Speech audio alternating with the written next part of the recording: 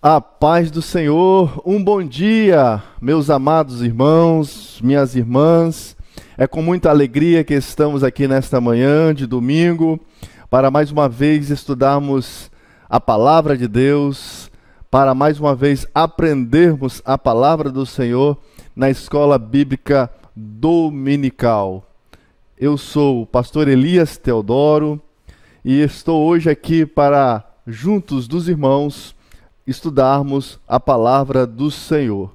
E nós chegamos finalmente, à última lição deste trimestre, a lição de número 13, que nós estamos estudando, e hoje é a última lição que vai falar a respeito, que falou, a respeito dos valores do reino de Deus, a relevância, do Sermão do Monte para a Igreja de Cristo. Eu creio que esses ensinamentos, que estas lições, ela tem sido de uma relevância muito grande para o seu conhecimento da palavra de Deus e também para o seu crescimento espiritual. Quero desde já dizer para vocês que já está disponível na igreja a nova revista do próximo trimestre, que vai trazer aí o tema, os ataques contra a Igreja de Cristo, a sutileza de Satanás nesses dias que antecedem a volta de Jesus Cristo. O comentarista é José Gonçalves e esta lição ela promete ser de uma grande valia para a nossa vida espiritual. Então você que porventura ainda não retirou a revista, você pode assim fazer. No final do culto hoje estaremos entregando a revista aos irmãos. Que Deus possa abençoar a sua vida. Então, eu quero que você nesta hora se prepare, que nós vamos começar a aula. Se você porventura ainda não curtiu o vídeo, a aula, você possa assim estar fazendo, dando aí o like, compartilhando aí esta aula, este vídeo, com seus familiares, com seus amigos. Convidam eles para assistir à escola bíblica dominical. Comentem, comentem aí na aba de comentários. Isso vai fazer com que este vídeo, que o canal seja relevante, na plataforma do YouTube, e também você possa estar também aí participando, no chat, na aba aí do chat, você possa assim estar fazendo os seus sinalizando a sua presença, dizendo porventura você que está nos visitando, da onde que você é, de qual cidade, de qual município, ou de estado, seja de onde você for, que você possa também estar assim sinalizando e que Deus possa abençoar a sua vida, ok? Então, vamos lá então pegar a revista, a Bíblia, e juntos estudarmos a palavra de Deus. Vamos então fazer uma oração para dar início.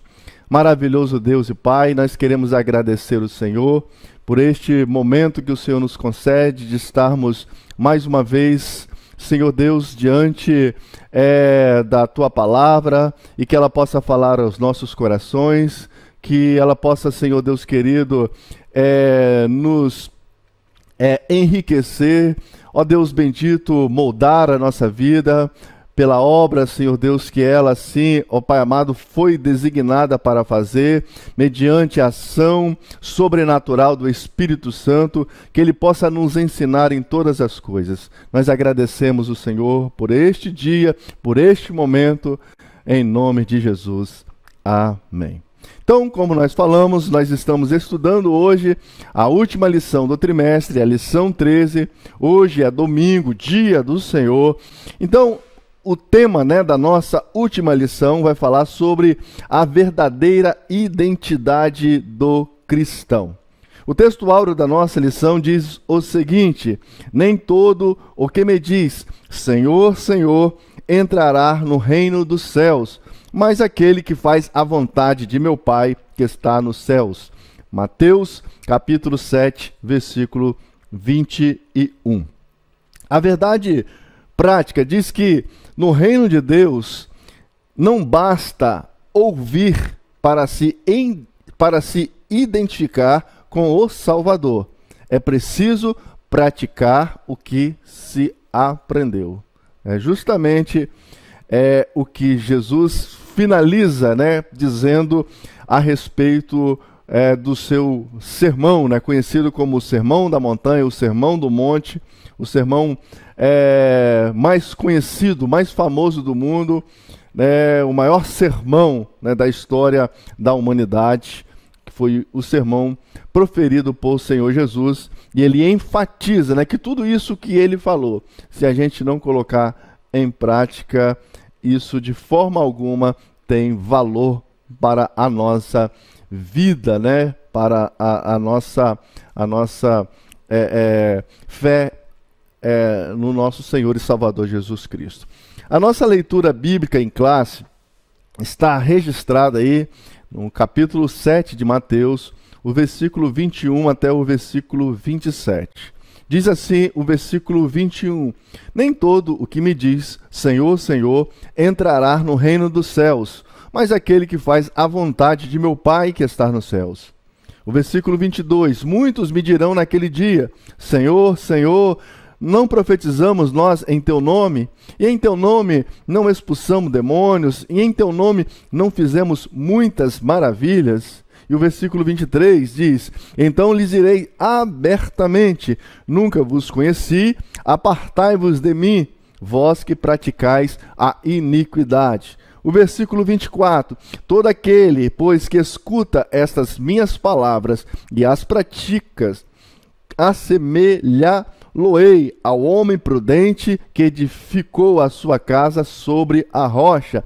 O versículo 25: E desceu a chuva, e correram rios, e assopraram ventos, e combateram aquela casa, e não caiu, porque estava edificada sobre a rocha. O versículo 26: E aquele que ouve essas minhas palavras e as não cumpre, compará-lo-ei ao homem insensato, que edificou a sua casa sobre a areia. E o último versículo 27 diz assim: E desceu a chuva, e correram rios, e assopraram ventos, e combateram aquela casa, e caiu, e foi grande a sua queda. Bom, Jesus ele termina, né, o seu célebre sermão citando dois construtores, duas casas e dois fundamentos. Ele também fala sobre as circunstâncias, né, que virão sobre essas casas. Quando ele diz que vem enchente, que ela bate com ímpeto e corre, né, água naquela casa. E Mateus ele também diz que os ventos, né, assopram e combatem com aquela casa, e a chuva desce, corre os rios, e sendo que uma casa ela fica de pé e permanece inabalável mediante a tempestade, enquanto a outra ela desaba, né, e sendo grande a sua ruína. Jesus ele também destaca, né, como essas casas foram construídas, uma sobre a areia e uma outra sobre a rocha. E é por isso, né, que uma fica de pé e a outra cai. Então Jesus ele enfatiza, né, esta palavra, comparando ao homem que ouve a sua palavra e aquele que guarda a sua palavra, e também sobre aquele que não guarda. A consequência da permanência, né, da casa firme e inabalável e da casa que cai vai depender da onde é que está firmado a sua casa, né? Se é na rocha ou se é na areia. Então, o ouvinte que pratica é comparado com aquele que ouve a palavra de Deus e pratica, e é aquele que construiu sobre a rocha. E aquele que ouviu simplesmente a sua palavra e não praticou, como aquele que construiu sobre a areia. Amém? Bom, a nossa lição aí, ela está dividida aí em 3 tópicos, que vai falar sobre a condenação dos falsos seguidores de Jesus, em que nós estamos alicerçados, e Jesus, a nossa verdadeira identidade. Então, o primeiro tópico da nossa lição vai falar aí sobre uma fé só de palavras. Diz assim o versículo 21 de Mateus, que nem todo o que me diz Senhor, Senhor, entrará no reino dos céus, mas aquele que faz a vontade de meu Pai que estás nos céus. Lucas também escreve o Sermão do Monte, não de uma forma tão abrangente, como escreveu Mateus, e no versículo 46 do capítulo 6 de Lucas, ele diz: e por que me chamais Senhor, Senhor, e não fazeis o que eu digo? Então essa afirmação mostra que nem todos que estavam fazendo a sua profissão de fé estavam realmente crendo em Jesus. Então falar, até papagaio ele fala. Então, assim como existem muitas pessoas que falam, mas que não vivem aquilo que falam. Então, dentro desta passagem, nós podemos assim destacar 3 verdades. A primeira verdade é que a profissão de fé, ela não pode ser divorciada da obediência. As pessoas que Jesus está descrevendo aqui estão confiando para a sua salvação em uma afirmação como, por exemplo, num credo, no que elas dizem a Cristo a respeito de Cristo. Nem todo o que me diz, Jesus está dizendo aí, e ele também está dizendo que muito naqueles dias hão de dizer. Jesus ele está fazendo tanto no versículo 21, quando ele diz que nem todo o que me diz, ele está dizendo no modo presente, aquilo que nós estamos dizendo neste momento, Senhor, Senhor. E ele no versículo 22, ele já aponta para aquilo que vai acontecer no futuro, no grande dia, naquele dia. Então ele diz: muitos dirão naquele dia, Senhor, Senhor, não profetizamos em seu nome? Então Jesus ele enfatiza que o nosso destino final ele será estabelecido não pelo aquilo que nós dizemos hoje, nem pelo aquilo que nós vamos dizer no último dia, mas por fazermos o que nós dizemos. Ou seja, que a nossa profissão verbal, ela tem que estar acompanhada de uma obediência moral. Não que seremos salvos por meio de obras, mas aquele que é verdadeiramente salvo, ele demonstra em sua vida que ele é um salvo. Como o próprio Senhor, ele falou no sermão, no capítulo 5, do verso 14 a 16, quando ele diz que vós sois a luz do mundo. E não se pode esconder uma cidade edificada sobre um monte. Nem se acende a candeia e se coloca debaixo do alqueire, mas no velador, e dá a luz a todos que estão na casa. Assim resplandeça a vossa luz diante dos homens, para que vejam as vossas boas obras e glorifiquem a vosso Pai que estás no céu. Infelizmente, temos visto nestes dias um cristianismo divorciado da obediência. Pessoas que confessam o nome do Senhor, mas a vida que vivem em sociedade não demonstra assim sendo servos de Deus. Vivem uma vida dissoluta, uma vida sem princípios cristãos, uma vida que demonstra não ter nenhum relacionamento com Deus. Então trocam a sua primogenitura por um atraente prato de lentilhas. Assim como fez Esaú.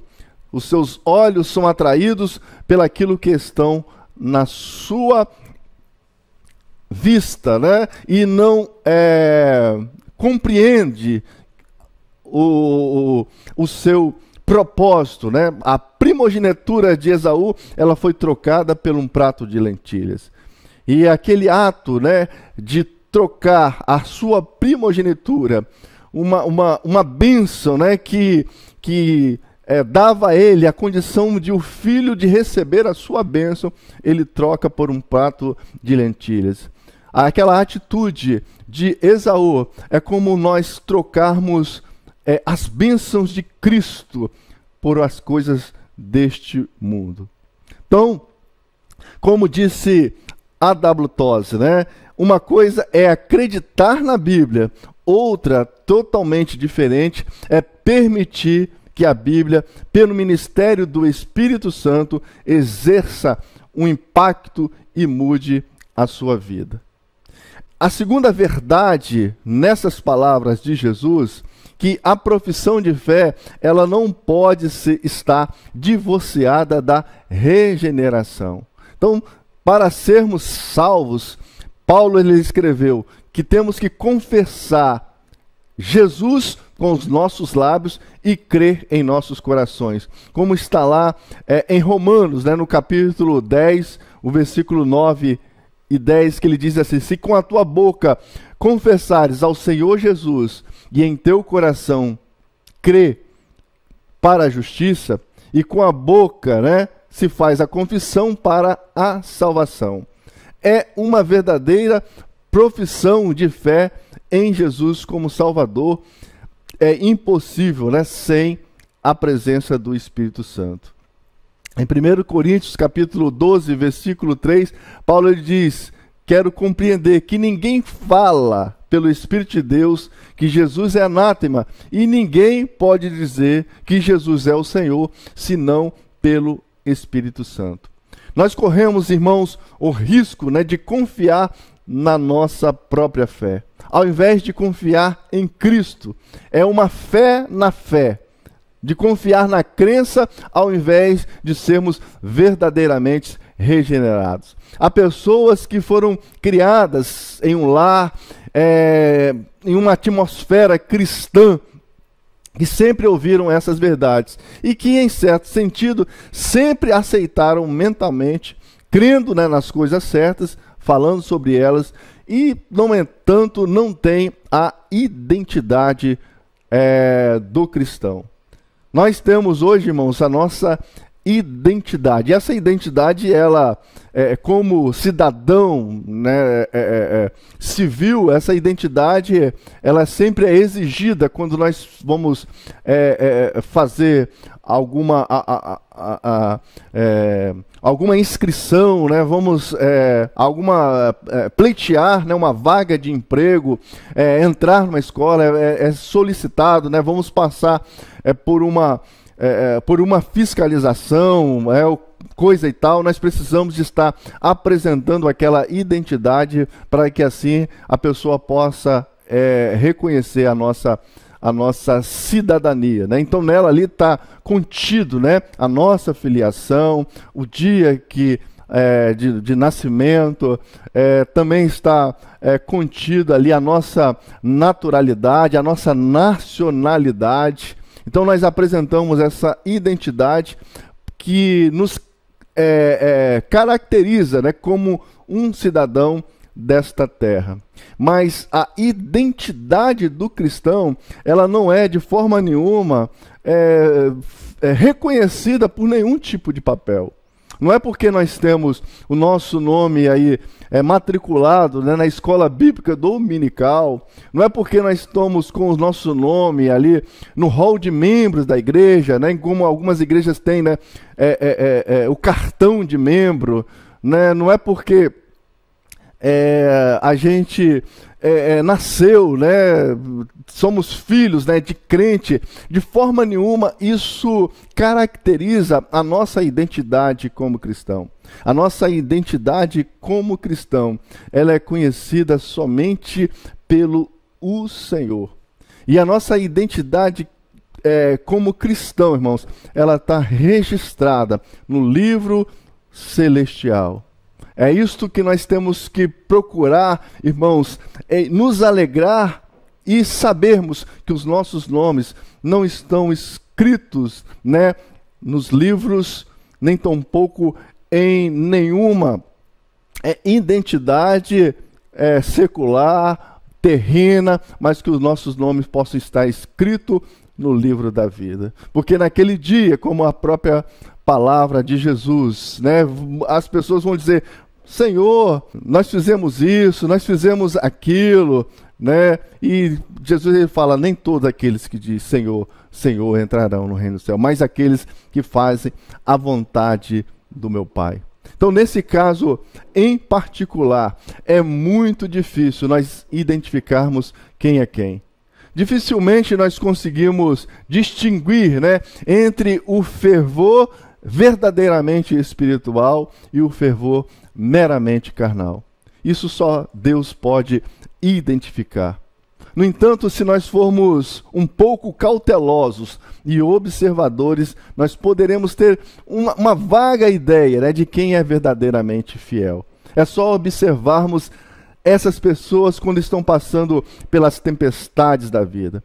E essa observação, ela deve ocorrer não só na vida dos outros, mas também na nossa. Examina como é a sua fé quando você está passando por grandes tempestades, por grande tribulação, e se a sua casa ela vai permanecer firme ou se ela vai desabar. Como Tiago assim escreveu, lá no capítulo 1, no versículo 22, que ele diz: sede cumpridores da palavra, e não somente ouvinte, enganando-vos a vós mesmo. Correto? Então nós não podemos ser, de nenhuma forma, termos uma fé somente de palavras. A nossa fé, ela precisa ser evidenciada por meio de obras. Como nós falamos, ela precisa ser evidenciada por meio de obras, e essas obras elas devem glorificar a Deus. Ela é seguida a partir de princípios morais baseados na palavra de Deus. E também não somente por princípios morais, nós precisamos também termos uma experiência com Deus, uma experiência de salvação, de regeneração, porque nós podemos muito bem, irmãos, termos princípios morais, observar valores, né, que estão contidos na Bíblia, mas também nós podemos ter isso e não termos uma transformação do nosso coração, passado pela ação do Espírito Santo, por meio de uma regeneração. Nós precisamos de ter essa experiência. E você tendo essa experiência de salvação com o Senhor, certamente, quando vir as tempestades, quando vir os rios correres, quando o vento soprar, é porque você não é um mero observador de princípios morais, mas você tem a convicção, né, do chamado de Deus, a convicção da salvação do Senhor, e você sabe que tudo aquilo faz parte do seu amadurecimento, do seu crescimento. As tempestades, os vendavais, né, os ventos que sopram, irmãos, isso é natural, isso há de acontecer, mas o que vai determinar se você ficará de pé é a sua transformação, a sua ação do Espírito Santo na sua vida, que te fortalece e te conforta e te consola, e que também testifica, né, com o seu espírito que você é um filho de Deus, e você sabe que todas estas coisas é o Senhor trabalhando na sua vida, no seu caráter, forjando você à semelhança de Jesus Cristo. A terceira verdade nessas palavras, eu quero pegar justamente no nosso segundo subtópico, né, que os milagres elas não transformam o caráter. A profissão de fé é testificada por sinais e maravilhas. Não é testificada por sinais e maravilhas. Então muitos me dirão naquele dia, olha o que Jesus fala: Senhor, Senhor, não profetizamos nós em teu nome? Em teu nome não expulsamos demônios? E em teu nome não fizemos muitas maravilhas, então lhes direi abertamente: nunca vos conheci. Apartai-vos, vós de mim que praticais a iniquidade. A fim de destacar esse ponto, Jesus ele cita os mais extremos exemplos de profissão de fé verbal, né, que pode ser vista, né, a saber, o exercício de um ministério sobrenatural que envolve profecia, expulsão de demônios e milagres. Que profissão de fé cristã, aos olhos humanos, poderia ser melhor, né, mais contundente? Temos aqui pessoas que chamam Jesus de Senhor, mas com uma cortesia, né? Com uma ortodoxia. Senhor, mas no teu nome nós não fizemos isso, né? Isso de uma forma cortês, de uma forma ortodoxa, né? Corretamente usado o termo, né, da sua doutrina, com uma devoção particular publicamente. E o que poderia estar errado nisto? Em si, amados irmãos, isso não tem nada de mal. E não obstante, isso está tudo errado. Por quê? Porque são palavras que não contêm a verdade. É uma profissão de fé sem realidade, insincera. É uma confissão de fé apenas de lábios, não de vida. Chamam Jesus de Senhor, Senhor, mas jamais se submeteram ao seu senhorio. Uns chamam, né, de uma forma simplesmente educada, né, de uma forma correta, mas não com o seu coração realmente reconhecendo que Jesus é o Senhor. Jamais obedeceram à vontade do Pai Celeste. E a razão por que Cristo, o juiz, os banirá da presença é que eles são malfeitores. Como diz Jesus, eles são praticantes da iniquidade. Eles podem até alegar, né, feitos grandiosos em seu ministério, mas no seu comportamento diário, as suas obras são más. E qual valor teria para tais pessoas, né, tomar o nome de Cristo em vão? Que nós sejamos zelosos com o nome de Cristo. Como Paulo assim advertiu a Timóteo, né, na segunda carta a Timóteo, no capítulo 2, no versículo 19. O Senhor conhece o que são seus, e qualquer que profere o nome de Cristo, aparta-se da iniquidade. Então, se você pronuncia, se você leva o nome de Cristo, tome muito cuidado. E para isso, você deve se apartar da iniquidade, se afastar do pecado, porque o Senhor, Ele conhece aqueles que são seus. O segundo subtópico da nossa lição diz que em que nós estamos alicerçados. E o alicerce, ele começa pelo ouvir. E é bom destacarmos, irmãos, que essas palavras, né, que Jesus falou, elas foram endereçadas àqueles que são crentes professos. Ela não foi falada para aqueles que não o conhecem, para aqueles que não seguem. As palavras de Jesus, elas foram ditas para nós, crentes. Então elas foram dirigidas a indivíduos que... Elas não foram, né, dirigidas a indivíduos que não tinham qualquer interesse pelo reino de Deus. Elas foram dirigidas a pessoas que estão com ouvidos atentos, que gostam de ouvir instruções referentes ao reino. E a fé, como diz Paulo em Romanos, no capítulo 10, o versículo 17, ela começa pelo ouvir. Então é extremamente importante que inicialmente nós demos ouvido à palavra de Deus. E Jesus, ele disse que aqueles que são de Deus, eles ouvem a palavra de Deus. Então a comparação dos dois tipos, né, de construção de uma casa, forma o poderoso encerramento do Sermão do Monte de Jesus.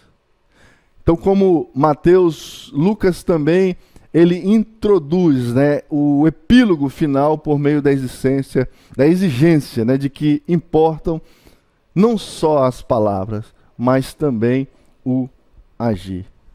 E no final do sermão, o Senhor, ele resume o porquê do seu sermão. As pessoas, elas não devem se contentar apenas em ouvir a sua palavra, mas elas precisam transformar aquilo que ouviram em ação e em verdade. Então, qual é a diferença que há entre os dois construtores? O primeiro construtor é uma pessoa prudente, como está na nossa leitura bíblica em classe aí no versículo 24. O sábio construtor é aquele que ouve as palavras de Jesus e as coloca em prática. Não é isso que está no nosso versículo 24? Aquele que escuta as minhas palavras e as pratica, eu assemelhá-lo-ei ao homem prudente que edificou a casa sobre a rocha. Então a característica do primeiro construtor é que ele é um homem prudente. Prudente por quê? Porque ele ouviu as palavras e praticou. E Jesus compara ele como um construtor que constrói a sua casa sobre a rocha. Então, esse primeiro construtor, ele é um homem previdente. Ele é uma pessoa cautelosa. Ele compreende que o tempo bom e sem nuvens, ele nunca durará. Ele não durará, na verdade, para sempre. Haverá dias de chuvas, haverá dias de tempestades, haverá dias maus. Então ele prudentemente, ele escolhe uma rocha para assim edificar a sua casa. Ele sabe que chegará a estação das chuvas, trazendo inundações e desastres. A gente observa muitos em nossos noticiários, casas que são derrubadas, que são arrastadas, justamente porque pessoas constroem as suas casas em lugares indevidamente. Somente observam a sua construção sem imaginar que um dia virá chuva torrencial e poderá assim levar. É por uma imprudência que muitas das vezes são situações previsíveis que podemos assim evitar.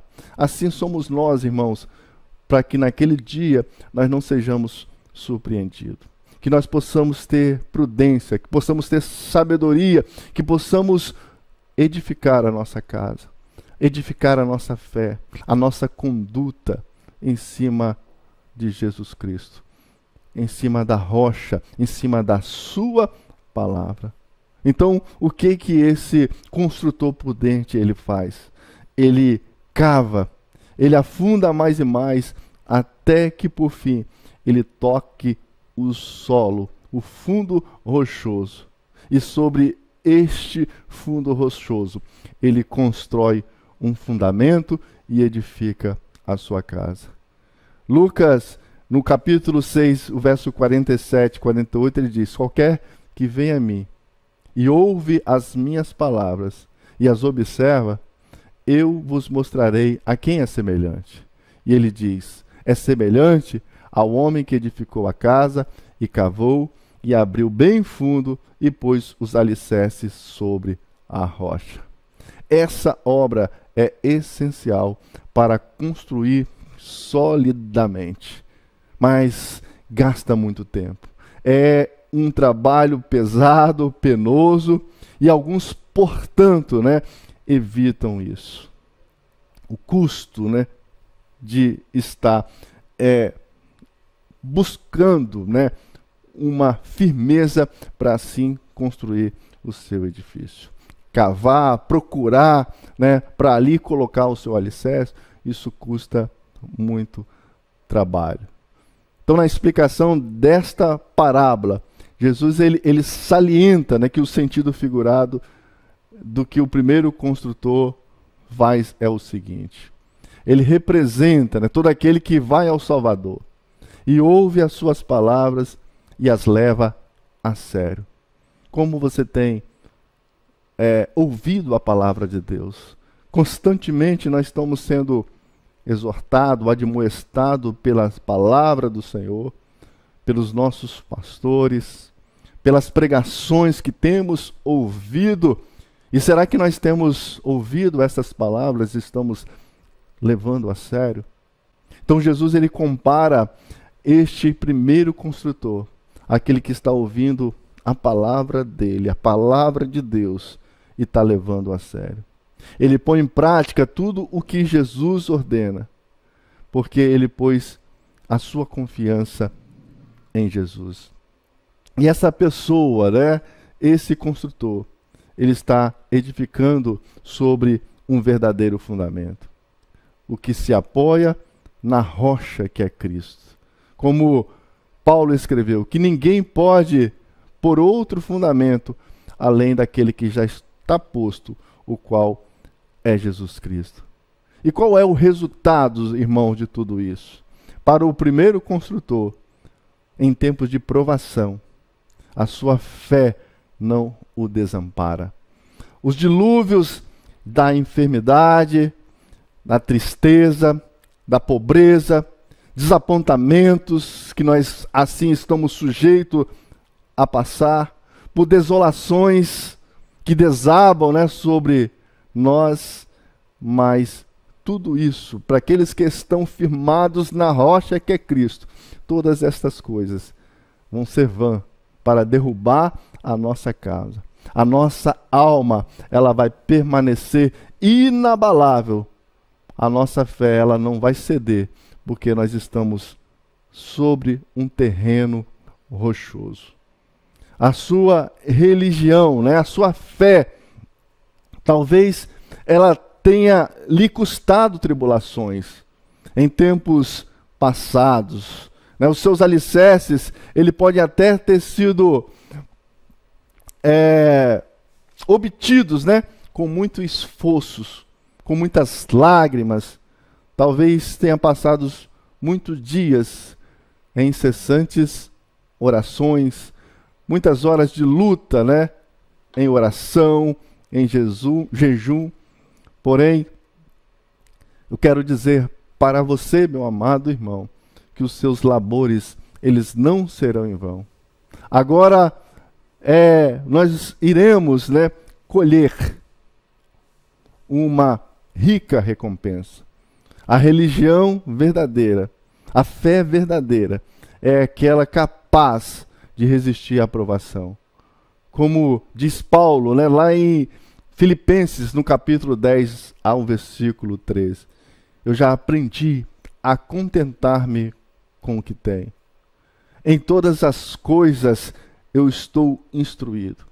Eu sei ter em abundância, como eu também sei passar por necessidade. Em todas as coisas eu estou experimentado, porque eu posso todas as coisas naquele que me fortalece. Quando a nossa fé está, irmãos, firmadas em Cristo, nós possamos passar por todas estas coisas. Elas podem muitas das vezes nos abater, mas de forma nenhuma irá nos vencer, porque a nossa fé está firmada em Jesus. Agora, o segundo construtor, Jesus ele compara como uma pessoa insensata. O segundo construtor, ele edifica a sua casa sobre um cascalho, né, solto. Ele considera desnecessário qualquer tipo de fundamento. Ele parece crer que os dias ensolarados e irradiantes nunca vão passar, que sempre vai estar tudo bem, tudo certo, que nunca vai chegar o dia mau, o dia da aflição. O homem que ouve o ensino cristão, mas nunca passa da mera fase de ouvir, Jesus ele assemelha-se a um homem insensato, que edificou a sua casa sobre a areia. Lucas ele diz: mas o que ouve e não pratica é semelhante a um homem que edificou uma casa sobre terra sem alicerces. Contenta, né, unicamente em ouvir e aprovar, porém não vai além disso. Muitas vezes nós ficamos impressionados com as palavras que ouvimos, com os sermões que são pregados, mas somente admiramos aquilo que ouvimos, mas não colocamos aquilo que ouvimos em prática. Nós podemos até ter algum sentimento em relação a isso. Chegamos a algumas convicções, alguns desejos, né, de natureza espiritual.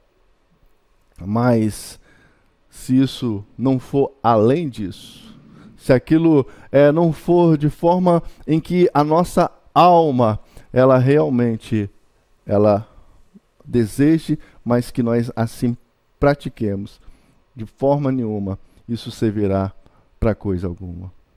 Então,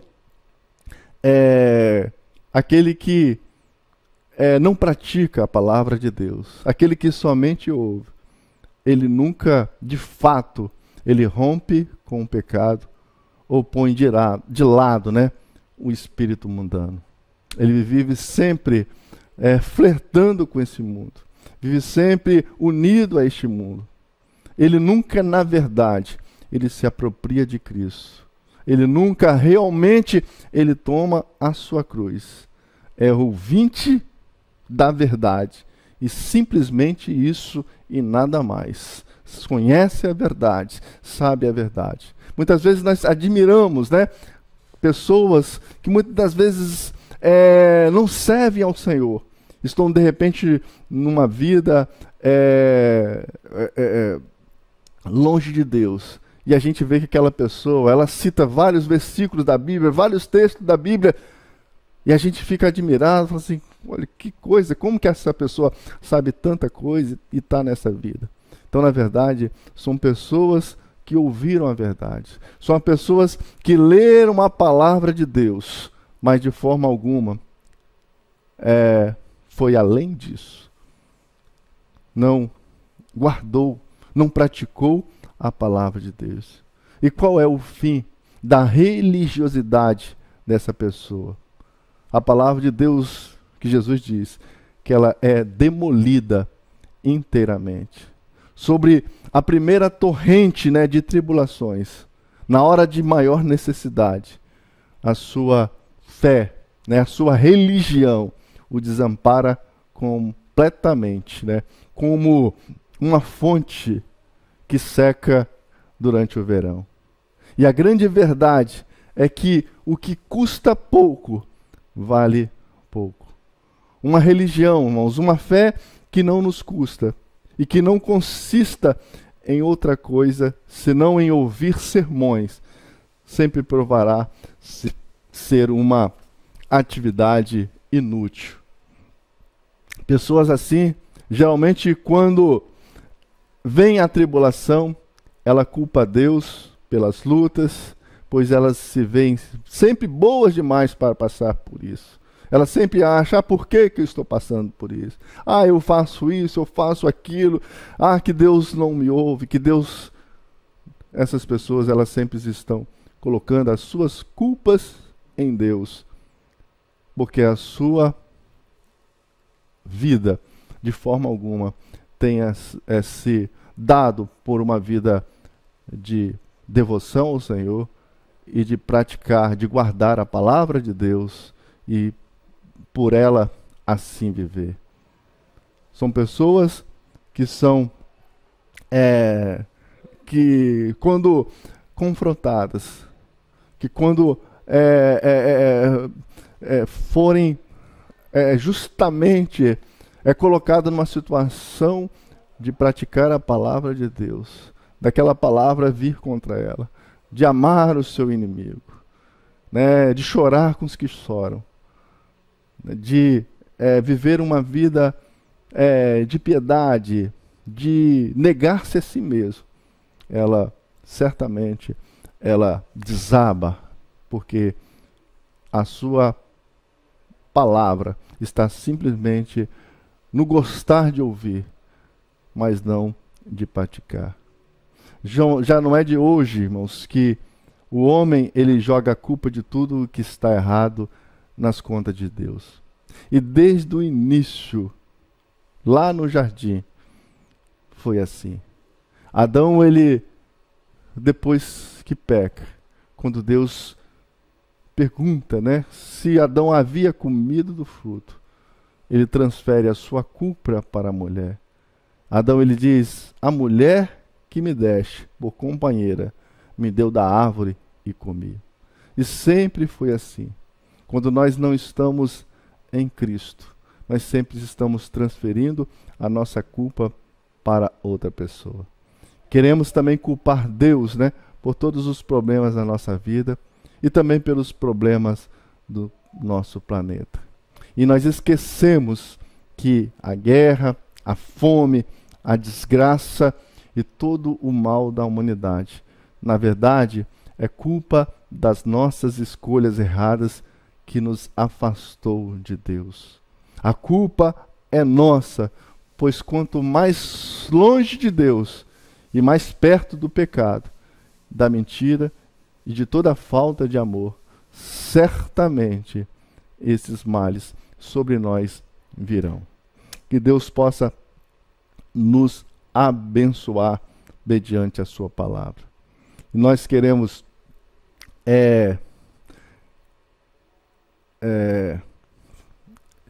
finalizar, chegarmos à conclusão desta lição.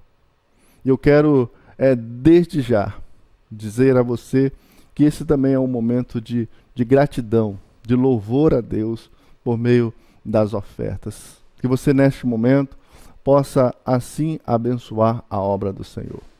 Nós estamos aí com uma campanha, a Igreja Assembleia de Deus Marcas do Evangelho, estamos com o intuito, né, de comprarmos o terreno. Esse vídeo que está aparecendo é justamente esse terreno. É um projeto que, de forma nenhuma, temos a intenção de nos orgulhar, de ensoberbecer, de nos vangloriar. Mas queremos que este seja um lugar onde Deus possa, assim, manifestar a sua glória e o seu poder. Que vidas possam ser transformadas, que vidas possam ser abençoadas, que famílias possam ser alcançadas pelo Senhor. Uma casa realmente chamada, como Jesus falou, uma casa de oração, onde o Senhor ele possa ser ouvido e ele possa também falar, onde o Senhor possa manifestar a sua glória, possa manifestar o seu poder, possa transformar, salvar, libertar, curar, que os sinais, né, do Evangelho sejam evidenciados por meio da manifestação do poder de Deus. Que você possa, nesta manhã, vendo este vídeo, né, você possa também assim participar. Seja um dos 1000 valentes e contribua, faça um voto ao Senhor. E certamente Deus assim abençoará a sua vida. Bom, então, é importante, irmãos, que do ponto de vista da história de Jesus, observar que nenhum construtor ele foi criticado pela sua infeliz escolha, né, do local do edifício. Cada localização parecia segura até que as tempestades chegassem. Cada casa parecia suficientemente resistente aos olhos. E na Palestina, assim como na vida, somente a habilidade de sobreviver às tempestades revelará a qualidade de uma construção. Então, tanto no Evangelho de Mateus quanto no Evangelho de Lucas, nós encontramos esses dois construtores. A única diferença entre essas duas parábolas é a forma como cada um construiu a sua casa. E quem olhasse as duas casas, veriam duas construções aparentemente seguras. Mas quem acompanhou o processo da construção saberia qual estava verdadeiramente segura. Na construção espiritual é semelhante.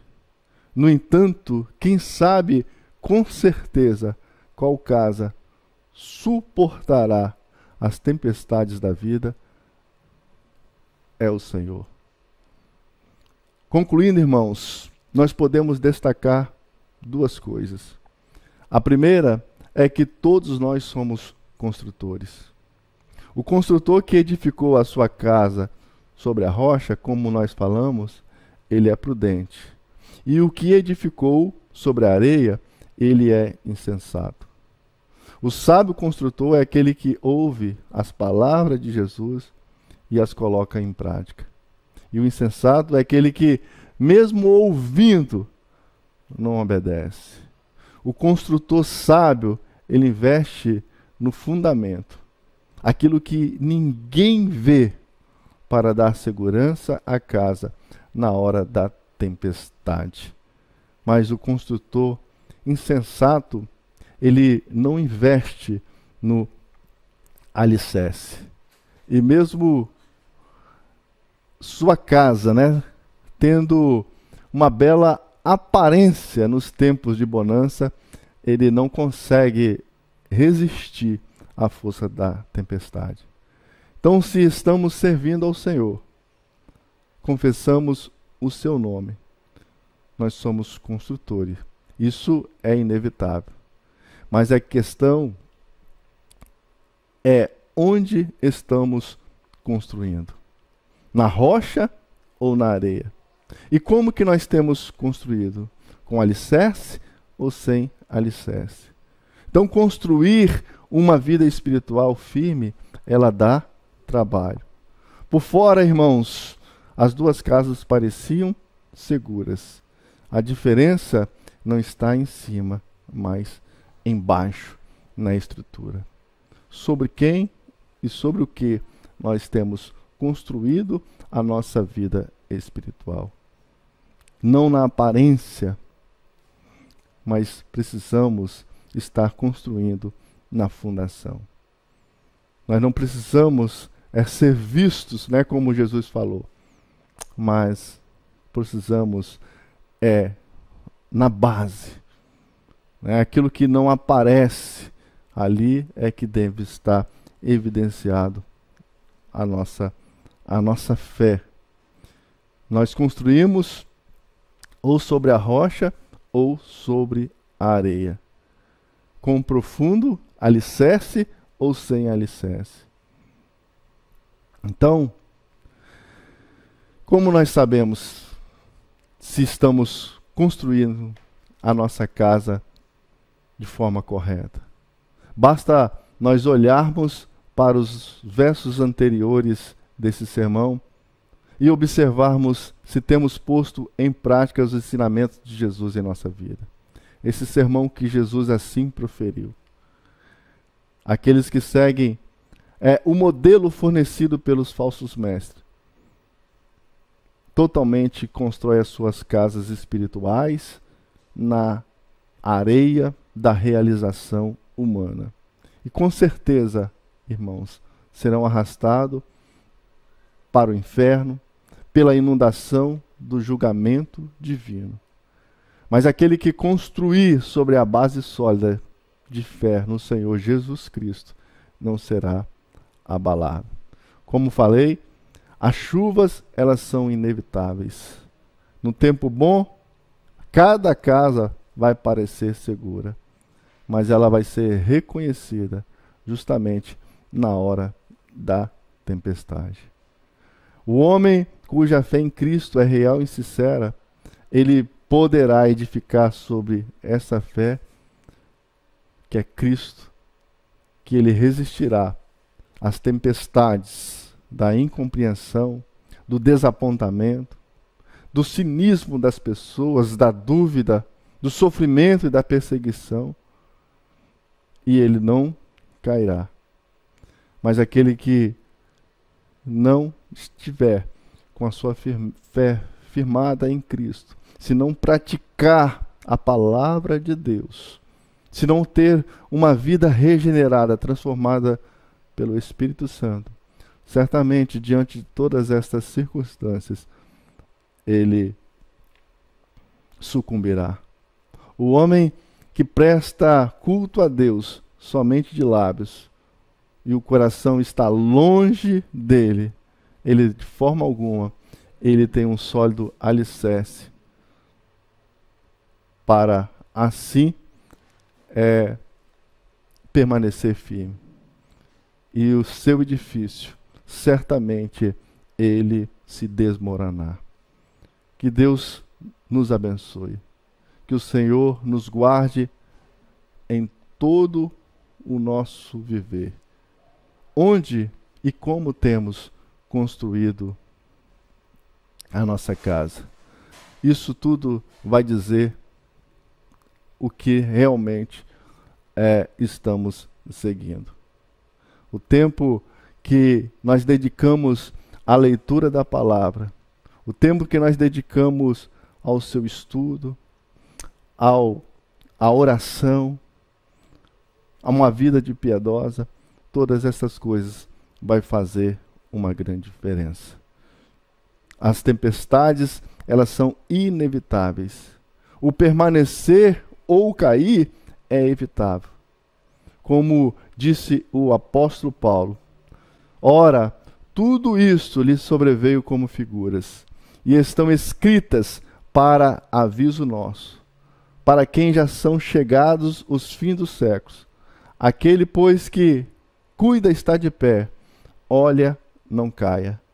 E ele conclui que não vos veio sobre vós tentação senão humana, mas fiel é Deus, que não vos deixará tentar acima do que podeis.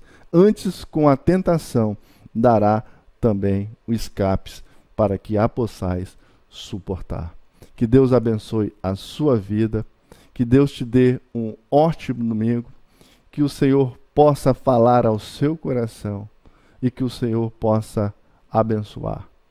E que nesta noite você possa estar junto com o povo de Deus, na casa do Senhor, no dia do Senhor, com alegria, adorando ao seu Criador. Deus abençoe a sua vida e que Ele assim derrame a sua graça. Maravilhoso Deus e Pai, nós agradecemos o Senhor por este dia, nós agradecemos o Senhor por este momento, nós agradecemos o Senhor pela Tua palavra, por essas lições maravilhosas que temos aprendido com o Senhor. Que o Senhor nos ajude, que o Senhor nos guarda em todo o nosso caminhar. Assim te pedimos a Tua bênção, em nome de Jesus. Amém.